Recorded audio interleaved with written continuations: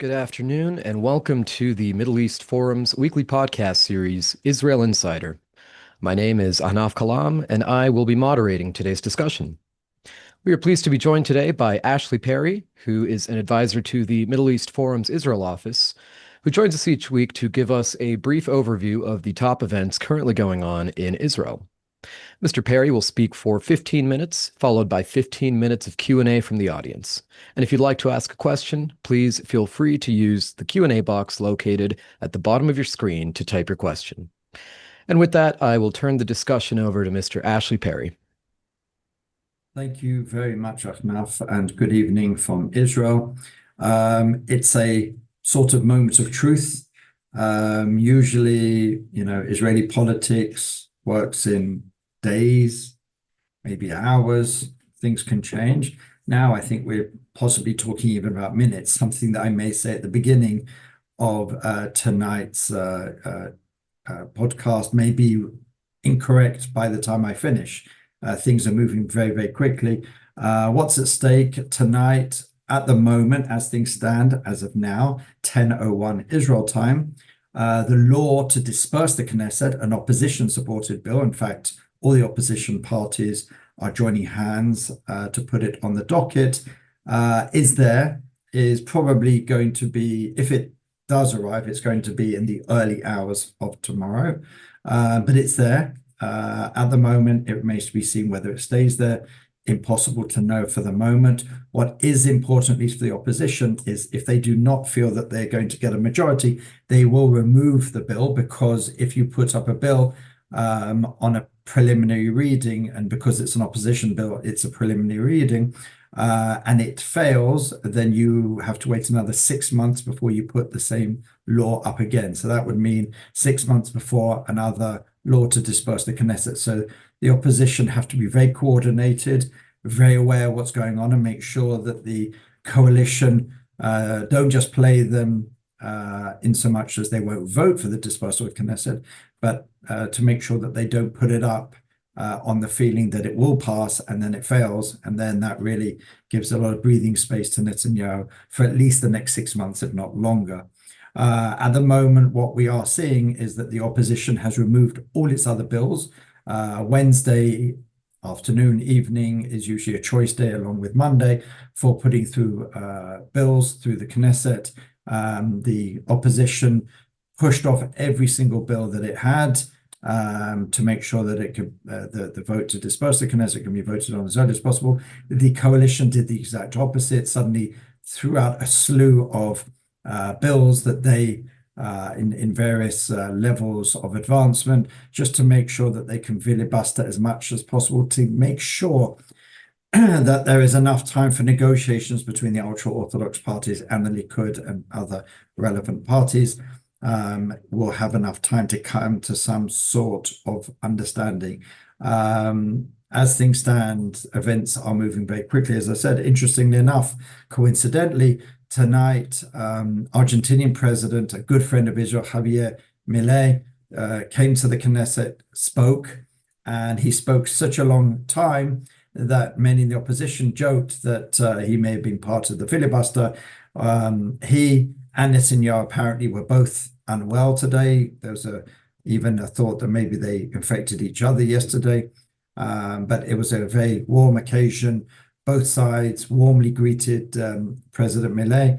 He spoke about the key point was that he's going to move the Argentinian embassy to Jerusalem as of 2026. So we'll see what happens there. But obviously, even during the talks, you could see, even during Milei's talk, you could see politicians from the coalition opposition, in a huddle. The ultra-Orthodox left in the middle of the speech to decide what to do. The Shas party and then others, and you could see Edelstein, as we've talked about, as the chairman of the Foreign Affairs and Defense Committee, is key to all this. Up until really recently, when I say recently, in the last couple of hours, Edelstein was really being kept out of the loop.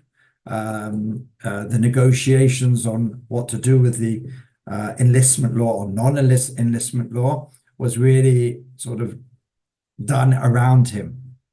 The Likud, the coalition, chair, the cabinet secretary. We're trying to get some principles, at least for the ultra-Orthodox. There was a feeling at one point, which may still happen, that if principles are agreed to by the Knesset legal advisor and maybe even Edelstein himself, then maybe things can be worked out. But probably at this point, what all sides, well, what Netanyahu is certainly going for is not to try and come to a law tonight, not to come to some agreement tonight, but at least to kick the can down the road for one more week. He's asking for one more week from the ultra-Orthodox. He's saying that, we're getting closer and one more week should do it. The Ashkenazi ultra-Orthodox Party, United Torah Judaism, isn't buying it as much as Shas. Shas, as I laid out last week, are a lot closer to Netanyahu. They're aware of the situation. They have a lot of voters from outside the ultra-Orthodox community, so they are more sensitive to the security issues around this whole issue. And it does seem, and if I was a betting man, and again, by the time this gets put online, I could be looking very stupid, but I would say that the likelihood at this point is that Netanyahu will get that extra week. I don't know what's going to happen in that extra week because the gaps between the two sides on the actual issues are still far apart. And even if they do come to some sort of agreement, Edelstein has said, I'm not part of this agreement. I'm not bound by it. And even if you will come to an agreement, I still have to agree to it because it's my committee that the law has to go through. And he does have a lot of power. Again, the idea of maybe firing him as chair of the committee has been raised amongst the ultra-Orthodox and even those in the Likud who are worried about the situation. But it is a lengthy dismissal. It's not from one day to the next. So at the moment, it doesn't seem necessarily that is going to fix the problem. But what does seem to be happening is that Netanyahu has returned from the Knesset to the Prime Minister's office for the moment, which is across the road for those who know. Aryeh Deri, the leader of the Shas party, has left the Knesset and is sitting with the Prime Minister. There does seem to be a lot of pressure on Aryeh Deri, explaining to him that there's a lot going on. There's a lot of talk and chatter about Iran tonight. US embassy is being evacuated in Baghdad, and they've even put out in the last few minutes, the State Department, that they're also looking into removing everyone except key personnel, I think, from Oman and Kuwait, if I read correctly just before we went live. So things do seem to be heating up in the region. It does seem like the Iranians are getting concerned. Perhaps, as we'll talk a little bit later, it seems that President Trump is getting more frustrated with the negotiations, and there is a concern that's, I guess, in Iran at least, that there is something happening and the threat level has been raised. That has all been made clear to Aryeh Deri, that perhaps this is not the best time to fill a government. If I was a betting man, I would think that Shas will not vote for the dispersal of the Knesset law tonight. And without Shas, United Torah Judaism doesn't have the numbers. As I said last week, Shas is very much following what's going on in the Ashkenazi rabbinic world. But on this one, they haven't quite made a decision. Definitely the more hawkish rabbinical voices are telling them it's time to quit. But as opposed to the Ashkenazi party, Aryeh Deri pretty much controls Shas, and he will dictate and direct what is going to happen later. But as I said, we're probably a few hours away from a final decision, and there are a lot of negotiations continuing on as we speak. On the other issues going on, it does seem that negotiations are progressing a little bit. I'm talking about negotiations on some sort of temporary ceasefire in Gaza. Netanyahu put out a press release yesterday debating how you translate it, either substantial or certain progress. He did have a meeting with Ron Dermer, Strategic Affairs Minister, and Israel Katz on this. So it does seem that there is something to talk about. It's unclear if Hamas has moved from its maximalist position, but it does seem on some of the other issues there has been movement on the pace of release of hostages, on perhaps the length of the temporary ceasefire deal. What is going on in the background is that there is a feeling that President Trump, obviously one of, if not the key players in what's going on, has lost a little bit of patience with what's going on in Gaza. According to reports, he said, get it over and done with, or I'm going to call it a day. There was a discussion between President Trump and Prime Minister Netanyahu yesterday. You can always tell what sort of atmosphere there was by the nature of the press release sent out from the Prime Minister's office, and it was very terse, very curt, very short. There was no great feeling behind it, no talk of the great relations and the great support for Israel, etc., just said that they talked and they discussed various issues. So it's clear that there is something to these rumors that President Trump is pressing Netanyahu to end the war one way or another. And there is a feeling that if we do go into a temporary ceasefire, then perhaps that will give the diplomatic sort of forces extra impetus to ensure that it's not just a temporary ceasefire, but a permanent one. And that's something that Prime Minister Netanyahu and the Israeli government is very concerned about. We'll have to see how that plays out. We had a few other events in the region over the last week. Obviously, for those who follow it, we saw Greta Thunberg and her 11 other seamates who were finally and not unexpectedly stopped by the IDF, or the Israeli Navy, I should say, and brought to Israel. They were offered to leave immediately. Some of them took it, like Greta Thunberg, and she was deported on an El Al plane. I'm sure everyone's seen the pictures, but there's still, I believe, 8 foreign activists, including some members of parliament, I think French, who have not agreed to be deported. So they're going to be held in detention until they get their day in court, but eventually they will all be basically deported. Ironically, these are people who are asking, who don't want to be held captive and want to leave as soon as possible, yet when they were given the opportunity to do so, they didn't take it. We also see a massive convoy of vans or buses coming across North Africa. Their aim is to, as they put it, break the blockade and come in to Gaza. It's highly unlikely that they will get permission from Egypt. And in fact, the Egyptian, I think, Interior Ministry or Foreign Ministry put out a thing earlier saying, while we support this convoy, we support Palestinian rights and the end of the blockade, those who do not fill out the visa in the appropriate way, in the appropriate time, will not be allowed to journey through Egypt. So it's a polite way of saying we're not letting you in. One can imagine the conversations in Israel, if they would have allowed them in, Israel could have easily threatened, well, if you're opening your border, we can open our border to Egypt. And that is what has worried the Egyptians from the beginning. We also saw a bit of a circus where the UK, Australia, New Zealand, Canada, and maybe 1 or 2 other countries placed sanctions on Itamar Ben-Gvir, Internal Security Minister, and Finance Minister Bezalel Smotrich. This is probably, well, it is the first time allies of Israel have actually placed sanctions on sitting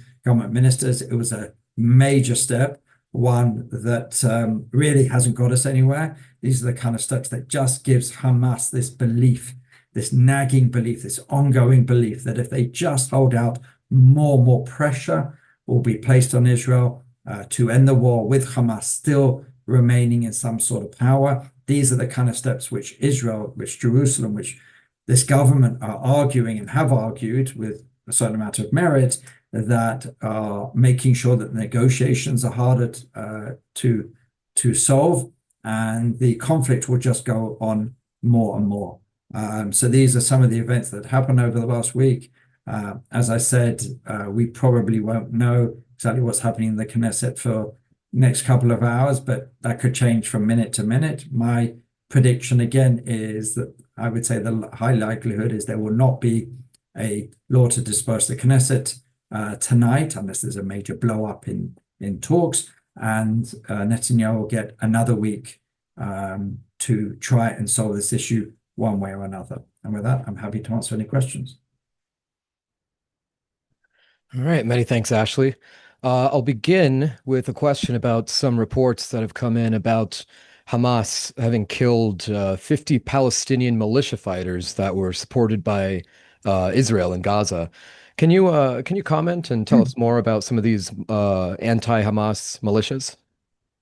Well, yeah, there's been a lot of discussion in Israel and elsewhere that one of the things that seems to have happened over the last couple of weeks to try and, as the government would argue, to try and ensure a post-Hamas scenario in Gaza, that they have to enlist and work with anti-Hamas groups. There are, in Gaza, Palestinian society in Gaza is very clan-based, and there are certain clans which have very bad relations with Hamas ongoing, and some of these are armed and are being talked to. There's been a big debate in Israel. Is that a good idea? Do you want to be arming these sort of clans, even if they are against Hamas? But it's clear that this is happening.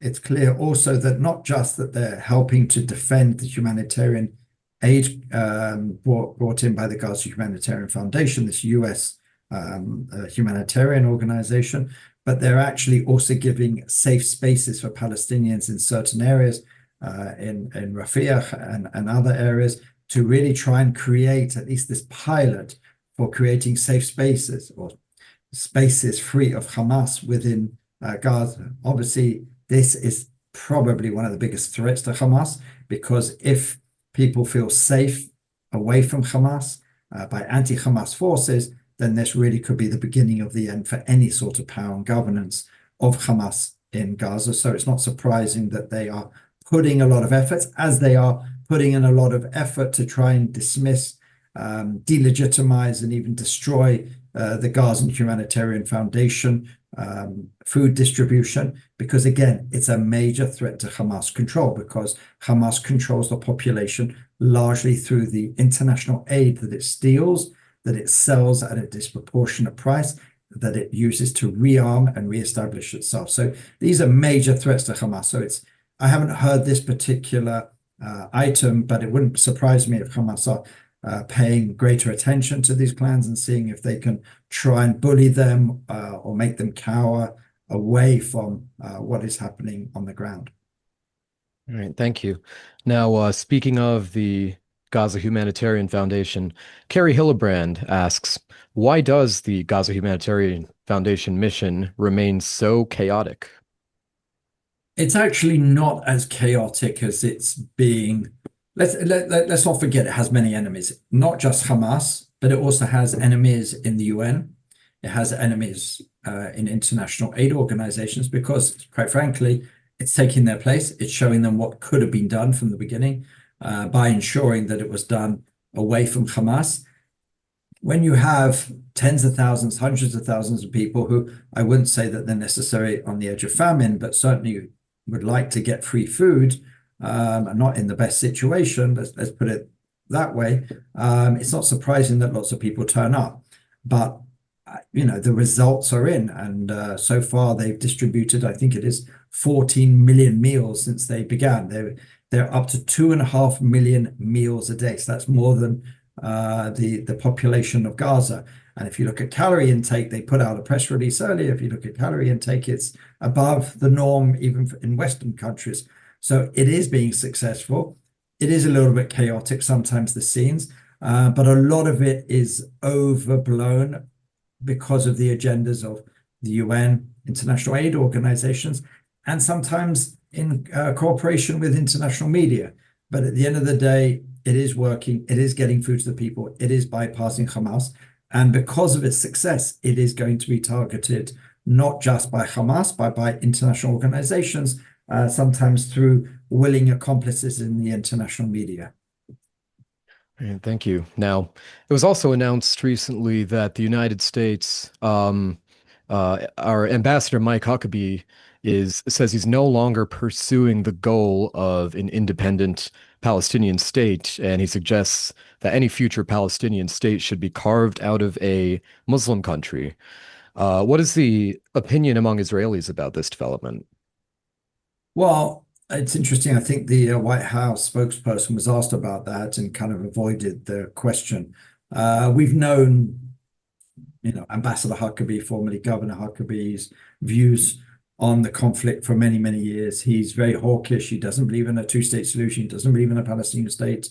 It's music to the ears of the right wing in Israel, and the majority in Israel do not believe at this point in time. Certainly, there can be a Palestinian state. One of the reasons why they're fighting, and with the American allies, what's going on in the UN next month or this month with France and Saudi Arabia and others trying to push along the process, is because simply the equation is that if you show Hamas and other terrorist organizations and other extremist organizations around the world that at the end of the process of October 7th, you are rewarded with a state, it emboldens, it incentivizes terror, murder, mass rape, and everything else that happened on October 7th. So it's very, very dangerous that it's precisely at this point the international community is pushing, or certain parts of the international community is pushing for a Palestinian state. The US put out, I think, a communique warning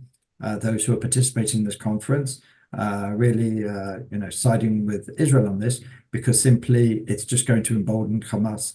It's going to give a prize to terror. And I think that's what Ambassador Huckabee spoke to. But it remains to be seen, really, if this is the Trump administration's policies, because we haven't heard President Trump himself make those sort of statements. All right, thank you.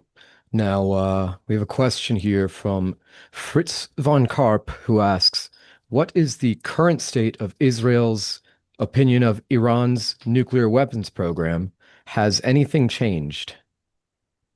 I mean, day to day, there's more reports. We saw the IAEA come out with a damning report. We've seen intelligence reports from many Western countries saying not only are they getting ever closer, and it's not rhetoric anymore, they really are getting closer to nuclear weapon, that they are taking more and more steps to hide their program, to bury it, to make it safe from any potential attack, whether it's US-led, Israel-led, a combination of. And there is great worry that, that they really are on the cusp of a bomb, and that the negotiations are once again, not surprisingly, and certainly not unprecedented, a delaying tactic to make sure that they get further down the line of nuclear weapons capability, of enrichment, of ensuring the security of these sites, because as we know, Israel took out a lot of the defensive capabilities of the Iranian regime, and they're spending every minute trying to ensure that the program is buried ever deeper, that the defenses are repaired as much as possible. And Israel is extremely worried, also because they see this window of opportunity because of everything that we've spoken about previously, because of Hezbollah not there, Assad is not there, Hamas is depleted, the Houthis are also depleted to a certain extent, Iran's defensive capabilities are depleted, and you have a friendly administration in the White House. This is the window of opportunity, and Israel feel that every day we get closer to the closure of that window.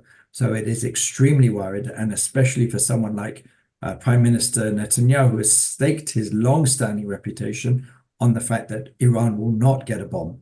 And certainly these are crucial days and weeks on this particular issue, especially, as I said, with the growing frustration of President Trump that the Iranians are not serious and that the negotiations are going nowhere. Don't forget, there's supposed to be sanctions snapback, I believe, in September, but I'm pretty sure the Israelis don't want to wait as long as that. So certainly growing concern by the day.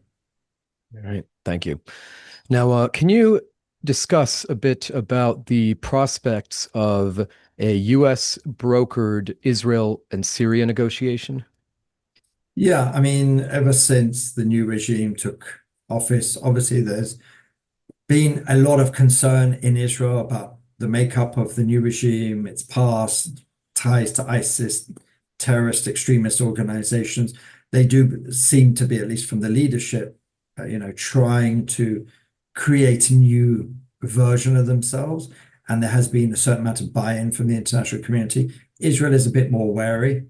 Certainly, Israel is happier probably now than with Assad, and especially with the strategic positioning of taking both sides of the Golan Heights, and everything that entails. But apparently there are talks, even some face-to-face, even within Syria, and the fact that there's US broker talks. I'd be surprised if they're going to sign some sort of normalization agreement in the middle of the war and everything like that. But it does seem that the talks at least are there to lower the flames. There were attacks. There are almost weekly attacks that Israel must respond to, that Israel wants to make sure that the Syrian regime, while the jury's still out exactly which direction it's going, that they do not have the capability to attack Israel in the future. So whenever it has an opportunity to take down some of its strategic weapons, it has done so in recent weeks and months. But the talks are still there. There's a lot to talk about. Israel's position over the sort of the line of the Golan Heights into Syria itself, to make sure that Turkey's position in Syria doesn't encroach closer and closer to Israel. There's a lot to talk about, even deconfliction, even before we get into that whole thorny area of some sort of normalization or peace, which it's hard to see that it's around the corner at this point. But as I said, there's still a lot to talk about nonetheless. All right, thank you. Now, moving on to the PA, Abbas recently wrote a letter to French President Macron where he basically pledges to expel Hamas from Gaza. But meanwhile, just days before, ahead of the pro-Palestinian summit, he is on record praising the October 7th massacre. What do you think the West and Macron will make of this? Well, I mean, there's nothing new in that. Palestinian leaders say something in English, or in this case, maybe French, that they don't dare say in Arabic, or at least in Arabic, they say very different things that they would say in French or English. From the beginning, if not Mahmoud Abbas himself, senior PA leaders and been praising October 7th. But let's not forget that there are internal political conflicts with Hamas. Of course, Fatah would love to see Hamas gone from Gaza, not because of Israel, not because of any sort of peaceful moves, but simply because they are their big political rival. So it's not surprised that they want to see Hamas go.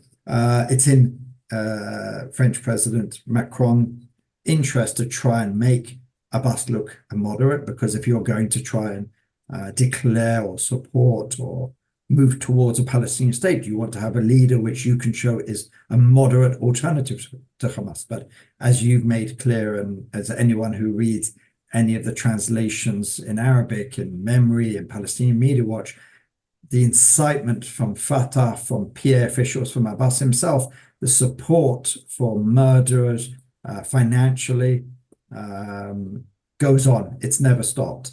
And in Israel, I would say large segments of the population, certainly the government, think that Fatah is no better than Hamas. It's just, puts on a suit. It gives a good face to the international community, and it says what needs to be said at the right time to quell any sort of lingering fears in the international community. But Israel is not fooled by that.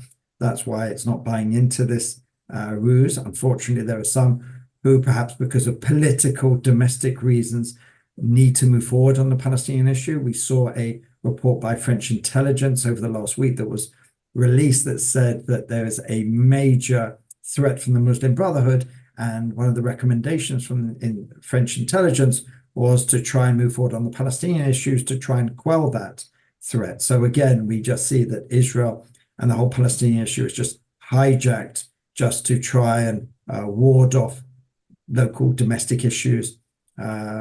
but unfortunately, that's the reality. And obviously, Macron is heeding this advice, going forward full tilt, although it does seem that he has taken a step back from possibly a full declaration of relations with the Palestinian state or approval of it. But there's still a lot of damage that can be done. And the Abbas letter, he'll use as ammunition to try and win over as much support for his position as possible. But as I said earlier, the Americans are trying to push back and threaten some sort of diplomatic reaction to any who come and support a Palestinian state. So it'll be an interesting event. It's certainly less than what Macron originally envisioned, even at this point, and it could get a lot less as the American threats sink in a lot more around the world. All right. Well, thank you very much, Ashley. We have unfortunately reached the end of our podcast for this week. I want to thank you again for taking the time to update us.